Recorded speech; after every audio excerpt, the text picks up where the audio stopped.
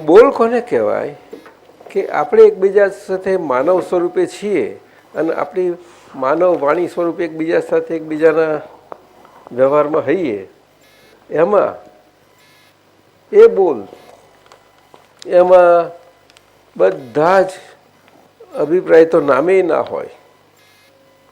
આમ દેખાતા નામ બોલાતું હોય પણ અભિપ્રાય કશું જ હોય નહીં. પણ એ સમજાય કેમ આપણને?